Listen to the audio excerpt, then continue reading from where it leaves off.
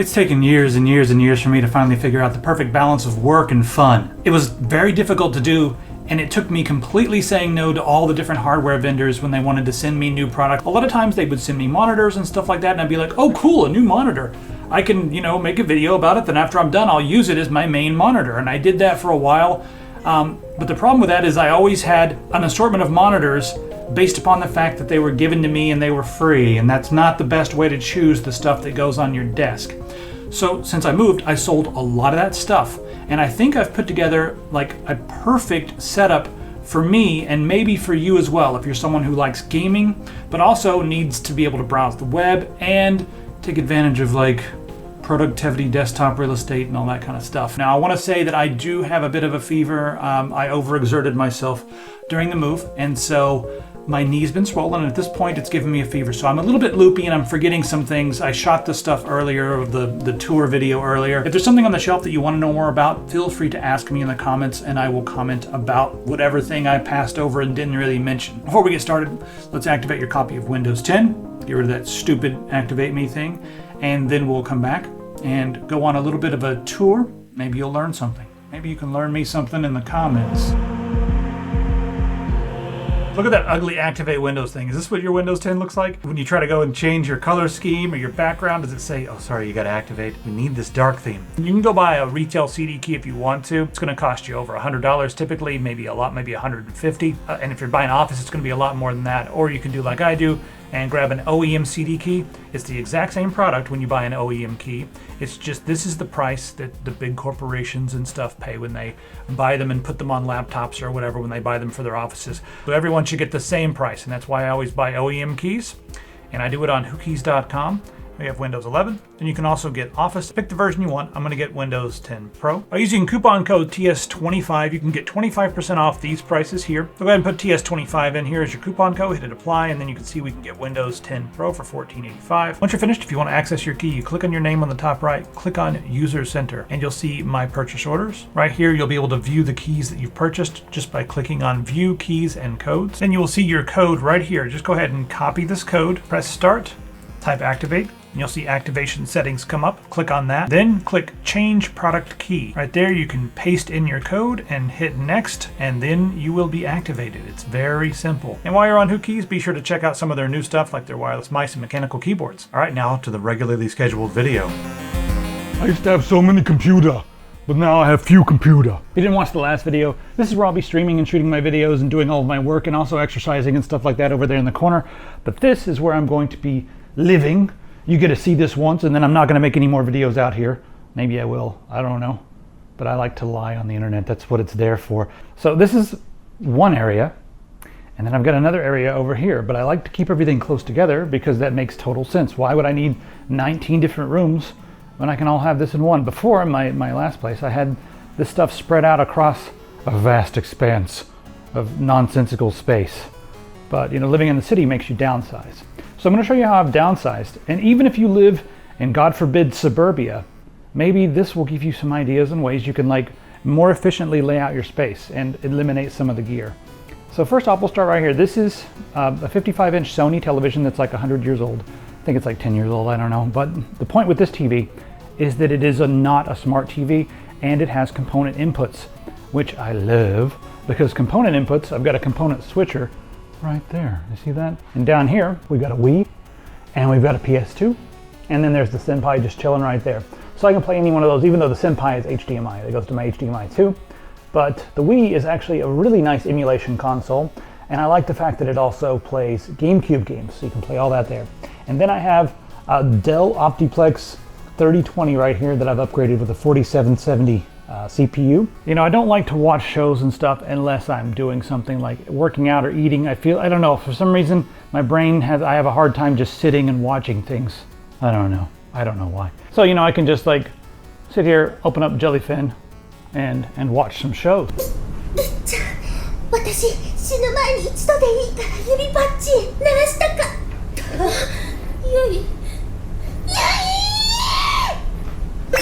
Actually, I don't watch shows. I don't watch any shows. I just watch that over and over again while I'm eating on loop. This computer can play some basic games, like older games and stuff like that. But if I want to play new games, I've done something ridiculous. This USB hub is going all the way here and back over here. And see, it's going through the ground there. And then over here to this computer here. And then it goes over here so I can sit on the couch and play emulators and whatnot. But yeah, that's all we have here. And then I have some Klipsch audio speakers. I like the way these look, and I've had really good luck with Klipsch before in the past. It's got a nice subwoofer down here. But these things sound like a cardboard garbage. I have no idea why they sounded so sound so terrible. So I had to download a program called Equalizer, APO 1.3.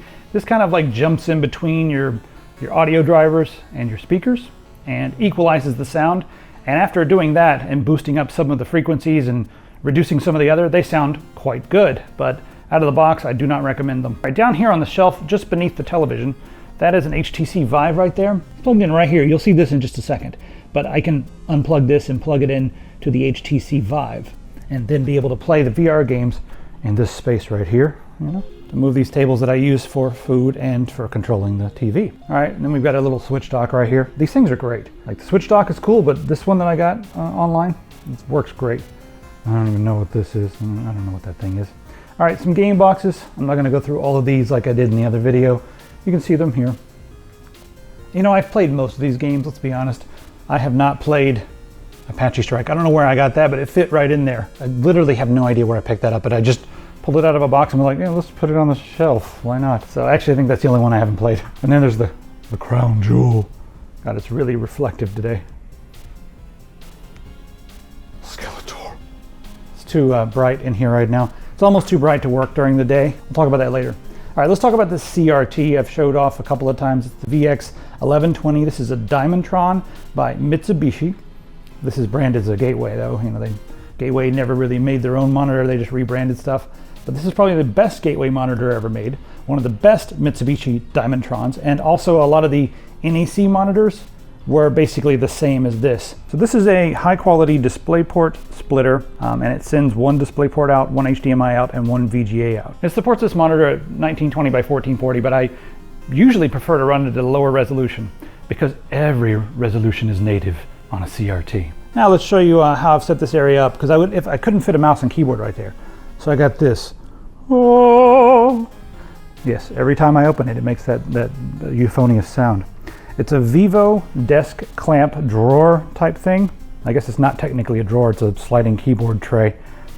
Got the Finnick standard issue mouse and the mother membrane keyboard right there. Wake up.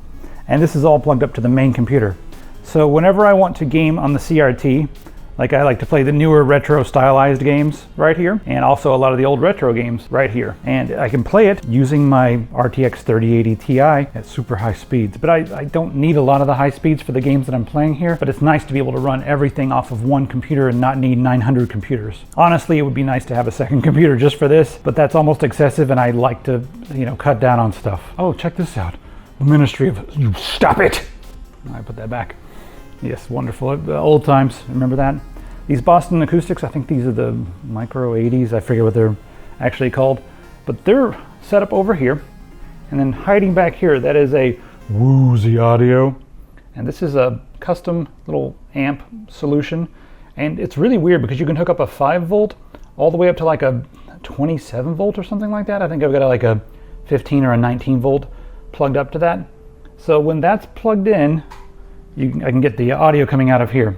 Now I did something really weird with this. I've got some speakers here, and of course they're hooked up to my main system, but I also have some really kind of crappy sounding Audio Engine A2s just because they're small. So that sub is hooked up to both of the speaker sets. I just have, you know, some of the speaker wire going, you know, from one set of speakers into the line level ends on the back there. And if I'm playing a game over here, I have a hotkey set up. There we go, Control Alt and then asterisk key, and it switches over to here. And they're both using the same subwoofer. Continuity be damned, let's do a little bit of this at night because I feel better now. So let's just go sit down at my desk right here and we'll talk about what I've got going on here. We've got 3 monitors right here, but there's another one right here. A beautiful Oblivion backdrop. Who knows where this is? Huh? It's got a couple of mods, but so this is what we have. And as you can see, we've got 3 different monitors. One 16 by 10, the other one is 21 by 10, And then this one is also 16 by 10, but it's 1920 by 1200. I love having a vertical monitor on the side, and here's the reason. Just web pages and stuff are much better when they're vertical. You know, like look at this, you can come over here. It's also really nice for foobar, you know, when there's lyrics, they'll show up over here. So it's just a nice setup for that.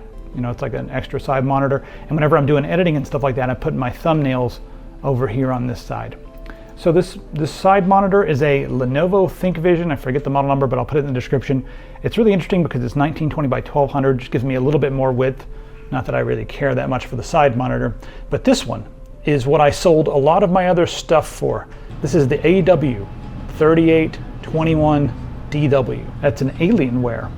Well, Dell, I guess, but the reason I bought it was because it was a Dell. There's an LG that's basically the same panel, but the Dell has a few other things. It's got G-Sync enabled, and I don't really care about that, but you know, Dell's warranty and replacement plan is awesome. So this monitor was expensive, but this is the main part of the compromise between gaming and like professional use and productivity. Because I want to be able to game, and I love 21 by 9 monitors for gaming. I love my 32 by 9 monitor that I used to have, but it was just too wide. You know, it was ridiculous. This one is somewhere in the middle because it's 3840 by 1600, so it's 21 by 10, and it's 144 hertz, and it's an IPS panel, and the curve is only 2100R. So this monitor is the best monitor that I've ever used that's not a CRT. And it took me this long to finally get something that I wanted. This still looks better, believe it or not. This monitor, when you're playing games, still has much more fluid motion, better blacks, better color representation. This one feels better. We've come so far, but you got this much technology. Look at this thing. You got this much technology to compensate for when you're trying to do this. You know, you're trying to like make a skinny boy. But that fat one over there, it just has so much technology inside that box. So many cathode ray electron beam gun things happening inside here. Beautimous. And then let's talk about this one right here. This is the weird monitor that's on the side. It's a U3011. It's ultra sharp, but it's not really performing as it used to. It's a little blurry these days. It looks a little weird. But it's 2560 by 1600, so I can just, you know, like go down to the bottom here and drag something across, and we have the same pixels top to bottom. I wish it was like the same size, but it's bigger. The pixel density is not as good. So I might just replace this with a 2560 by 1440 monitor and deal with the difference in, you know, 160 extra pixels on this one. I don't know, because it's okay, but it weighs 9,000 pounds. You know, actually I think it weighs like 26 pounds or 25 pounds or something. But I do have monitor arms, as you can see down here on the bottom. So these monitor arms are some fancy Dells. I'll put them in the description. Dell makes, in my opinion, the best monitor arms, right up there with, I guess, Steelcase and Human Scale. But I think they're better than either of those. I've got some Human Scales, and these are, I can't believe the build quality on these. And they're only running at about half the tension to keep these monitors hovering where they are. And when I'm making music, these things bounce around quite a bit, and they don't move otherwise. They don't reposition, they don't, you know, lean forward, they don't start to sag a little bit or anything like that. They just work. So this Dell monitor arm has cleared up so much room on my desk, has allowed me to put this little hub over here, which is nice. This is a 3.1 or 3.2 USB 3 hub that I use with my memory cards, and it's got a few ports, and I have the Finnick PC game controller plugged in right there. This is the one that I use all the time. The main reason I use this literally is because this thumbstick right here, I like it better than anything else on the market, including the Xbox controller, the much more expensive one. So I will say the D-pad, we can argue about that. If you like the D-pad on the PlayStation better, maybe, but this thumbstick right here feels so good. So that's why I've been using that, other than the fact that, you know, we made it ourselves.